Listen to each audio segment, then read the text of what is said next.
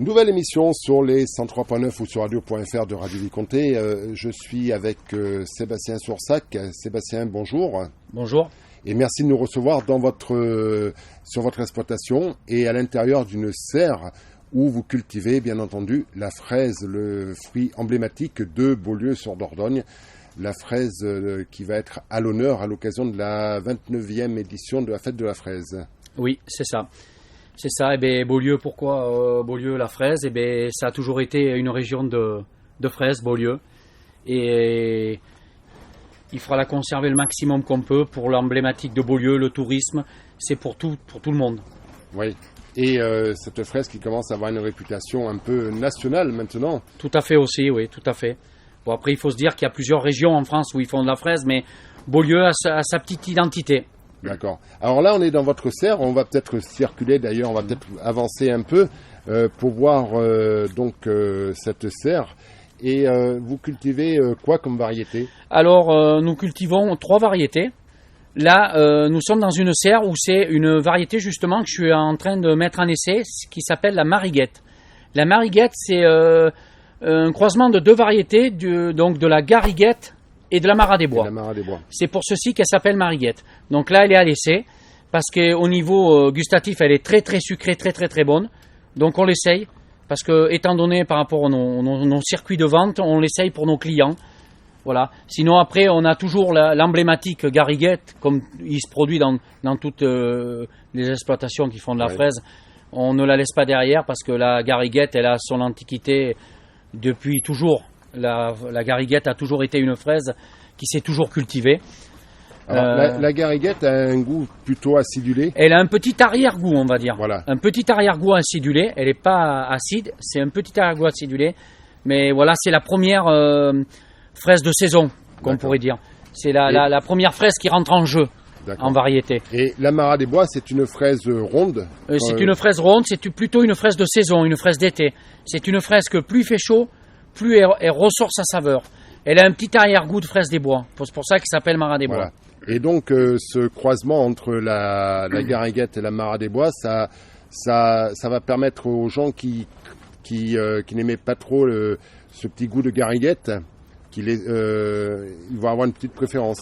Eh bien, il va y avoir un mélange des deux qui va enlever cette petite fraise acidulée au niveau Gariguette et qui va être transporté par le goût de la Marat des Bois, fraise des bois. Ça va faire un mix des deux. Alors, une fraise, là on est dans votre serre.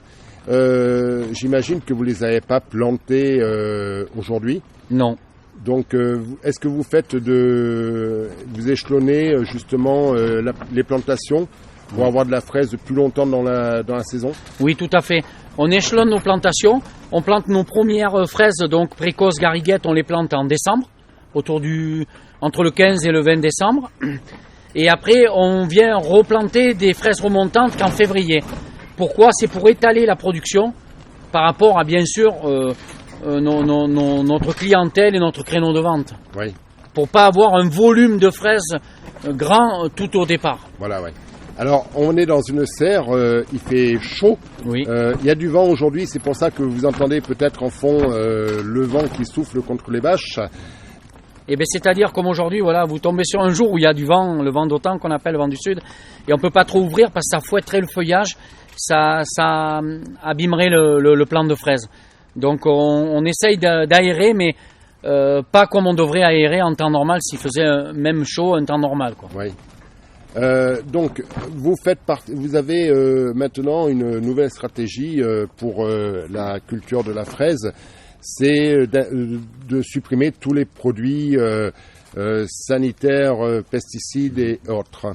Oui, tout à fait. Donc là, vous parlez de quelque chose qui est concret. Ça fait maintenant une paire d'années, pas loin de 5 ans, où on est passé en protection biologique intégrée, c'est-à-dire que on faisait des traitements comme dans d'autres productions fruitières où ils sont obligés de faire. Et là, on est passé à pour ainsi dire, 0 pesticides parce qu'on incorpore des auxiliaires qui nous mangent les mauvaises bêtes qui n'ont pas lieu d'être dans les fraisiers, style trips, pucerons. Et là, on apporte tout ce qu'il faut sur la plante et ça fait leur travail. Alors, il y a aussi peut-être l'araignée rouge, non? L'araignée, c'est pas le plus qu'on rencontre en fraisier, c'est le puceron, le trips et le tarsenème. Et alors donc, il y a plus fort que le puceron, il y a le bourdon. Mais comme le puceron, après c'est des noms un peu compliqués à dire, mais déjà contre le puceron, vous avez la coccinelle. Elle mange le puceron. Mais après, on apporte autre que de la coccinelle. C'est des noms c'est des cucuméris, si vous voulez. C'est des noms un peu compliqués. Oui, mais voilà, ça fonctionne, ça fait leur travail. Et c'est notre point fort par rapport à la vente de fraises, c'est que voilà, on est en 0 pesticide. D'accord. Alors, toutes ces petites bébêtes, vous les élevez vous-même ou vous les achetez? Alors, on les achète. On a des fournisseurs qui nous les vendent. Et c'est des bêtes qui sont fabriquées bien souvent à l'étranger, en Belgique ou en Allemagne. C'est pas fabriqué en France. Ça va le devenir, on espère un jour. Mais c'est des producteurs. Ils sont producteurs de ces bêtes-là. D'accord. Donc il y a quand même une utilité de produire ces bêtes et pour produire de la fraise dans le respect des règles, pour avoir un produit de plus en plus noble et sain. Sain, un produit sain. Au moins parce que nous, avec notre circuit de vente qu'on a, on travaille avec la cantine scolaire et c'était ma hantise de porter des fraises qui avaient eu du pesticide dessus. Alors que là, on efface tout ça. Les gens sur le marché, sur l'étal, ils peuvent nous acheter la barquette, la déguster devant nous, on sait qu'ils risquent rien. Alors, est-ce qu'elle est considérée comme bio? Non, on n'est pas bio. Pourquoi on n'est pas bio? Parce qu'on travaille en hors-sol. Et comme on n'a pas le contact au sol, c'est pour ça qu'on ne peut pas passer en bio. C'est juste le petit bémol qu'on pourrait dire. Alors que cette fraise, même hors sol, est peut-être plus bio que certains produits bio. Ouais, on va pas faire de schéma là-dessus, mais oui, ça pourrait l'être, oui. Voilà. Alors, une exploitation comme la vôtre, elle est ancienne. Oui. La fraise, vous en cultivez depuis de nombreuses années, voire plusieurs générations. Est-ce que la production a augmenté ? Alors, on a changé notre mode de culture, oui. En fait, moi j'ai repris la ferme de mes grands-parents. Donc ça fait 3 générations qu'il y a de la fraise sur l'exploitation. Et la fraise, on l'a travaillée au sol. Comme toutes les fermes locales, il y a de ça 30 ans, il y avait de la fraise dans les fermes. C'était de la fraise au sol. Il n'y avait pas la technique qui a évolué comme maintenant. Maintenant, la fraise a évolué. Maintenant, on a la technique donc de travailler hors sol. On a un confort de travail. On a une qualité de fruits. On a une propreté de fruits qui rentre en ligne et c'est pour ça qu'on a changé notre mode de culture. Et après on a évolué, on produit un peu plus, voilà. Oui. Et donc vous parliez justement de la qualité du fruit par rapport justement à cette production hors sol. C'est vrai que quand on regarde vos fraisiers suspendus, ils sont à hauteur d'homme, donc ça facilite le ramassage. En aparté avec la présidente qui est aussi productrice donc de fraises, elle me disait qu'il y avait un petit chariot qui passait, que vous poussiez un petit chariot et que vous aviez juste à poser le fruit dans la barquette sans trop de manipulation, donc sans heurts pour le fruit et sans marquage qui pourrait altérer la conservation du fruit. Tout à fait. Il y a une qualité de travail. Il y a une qualité de travail pour la récolte du fruit. Il y a une qualité de travail pour le cueilleur, parce qu'il est à l'abri des intempéries quand il fait mauvais. Oui. On est dans des serres. Il y a une qualité de travail pour la qualité du fruit, parce qu'il n'a pas un contact à l'humidité au sol. Donc ça permet d'avoir toujours un fruit de qualité. Et il y a une homogénéité au niveau des sacs qu'on n'a pas quand on est dans du travail plein sol. C'est qu'on a une terre régulière, on a un terreau régulier dans les sacs. Oui. Donc c'est comment dire, l'avenir, le hors-sol, de plus en plus. C'est l'avenir. C'est l'avenir pour ceux qui continuent à faire de la fraise. C'est l'avenir parce que voilà, c'est tout qui rentre en ligne. La qualité de travail, le temps de travail et la qualité du fruit. Alors, une serre comme ça, je vois qu'il y a donc les fraisiers qui sont suspendus. Il y a plein de tuyaux, des petits, des gros. Il y a du goutte à goutte. Il y a une grosse alimentation. Est-ce que vous êtes obligé de contrôler chaque tuyau ou vous avez un centre de pilotage? On a un centre de pilotage. Après, tous ces tuyaux font peur. Il y en a beaucoup, quand ils viennent visiter, ils disent « Oh là là, ça doit être chargé. » Non, il faut se dire que la fraise, c'est 70% c'est de l'eau. Là, tous ces tuyaux, il y en a, c'est pour donc arroser la plante, et il y en a d'autres, c'est pour faire de l'humidification au niveau du sol. Parce que l'été, quand il fait chaud, il faut rapporter de l'hydrométrie. Donc on a un système d'arrosage, comme vous pouvez le voir, avec des arroseurs qui amènent l'eau, qui remidifient le sol, qui crée un taux d'humidité dans le... Alors, c'est une reconnaissance quand on voit, par exemple, le fruit à la fête de la fraise de Beaulieu qui part comme des petits pains, si on peut dire.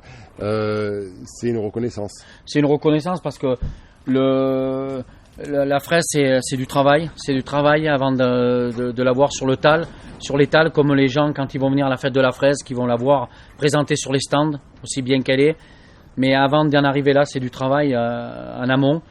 Et après, voilà, c'est la fierté parce que c'est un produit de terroir qui a toujours existé à Beaulieu. Oui.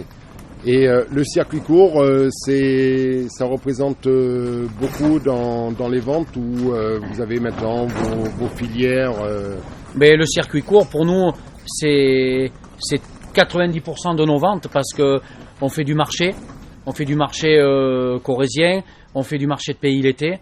Et après, on travaille par le biais de la Chambre d'agriculture avec des cantines scolaires. Et en plus de ça, on travaille avec des moyennes surfaces, petites surfaces et moyennes surfaces. D'accord. Alors, tout à l'heure, en début de reportage, vous parliez que vous aviez fait un croisement entre la Marat des Bois et la Gariguette, la Mariguette, si je ne m'abuse. Qui c'est qui vous crée ces plans? Est-ce qu'il y a justement la Chambre d'agriculture qui essaye de vous proposer de nouvelles variétés? Comment ça se passe? C'est des pépiniéristes. On travaille avec des pépiniéristes qui sont spécialisés là-dedans. Ils travaillent avec les producteurs de la France entière. Parce que moi, je travaille avec des pépiniéristes qui travaillent avec des producteurs bretons, avec des producteurs de toute la France. Ils sont spécialisés là-dedans. Ils sont toujours à la recherche de faire évoluer les plants. D'accord. Et alors, en tant que fraisiculteur, Sébastien Sursac, est-ce que vous voyez un avenir à long terme pour la fraise, en l'occurrence celle de Beaulieu? Est-ce que ça va se développer encore plus? Est-ce que où c'est arrivé à un point où on est au maximum de la production? Eh bien, ce qui se passe, c'est que voilà, les producteurs qu'on est sur le canton, je pense pas qu'on évolue plus, qu'il y en ait plus, malheureusement. Je dis bien malheureusement, parce qu'il y a de la place pour tout le monde.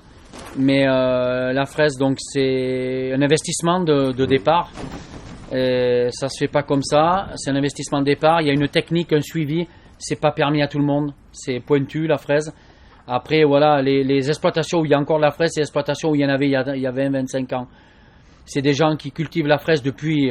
et qui connaissent leur métier. Et voilà. Et qui ont su se remettre en question aussi, peut-être à une période. Pour faire évoluer les choses. Alors Sébastien Sursac, on va devoir se quitter. Je vais rappeler quand même que vous serez présent à cette 29e édition de la Fête de la Fraise qui aura lieu le 8 mai à Beaulieu-sur-Dordogne, oui. Beaulieu, capitale de la fraise. Vous êtes producteur, donc vous serez sur le marché des producteurs, bien entendu, oui. Où vous serez heureux, j'imagine, de parler de cette fraise aux visiteurs qui vont venir nombreux, on le sait. Et est-ce que il y aura de la fraise en quantité suffisante? Je pense que oui, parce que par rapport au stade où on est de la plantation, mes collègues comme moi, je pense qu'on va être capable à avoir ce qu'il faut pour que les gens soient satisfaits de leur venue à Beaulieu, qu'ils repartent avec une ou plusieurs barquettes de fraises ou des plateaux de Beaulieu. Pour les gourmands et les gourmets, voilà. C'est... Alors, Sébastien Sursac, je vais vous souhaiter une très bonne journée. Merci de nous avoir accueillis dans votre serre. Le vent nous a un peu perturbé cette interview, mais c'est les conditions du direct. Et donc, on va se donner rendez-vous, bien entendu, à Beaulieu-sur-Dordogne le 8 mai prochain. Eh bien entendu, on y sera. Merci à vous. Merci à vous aussi.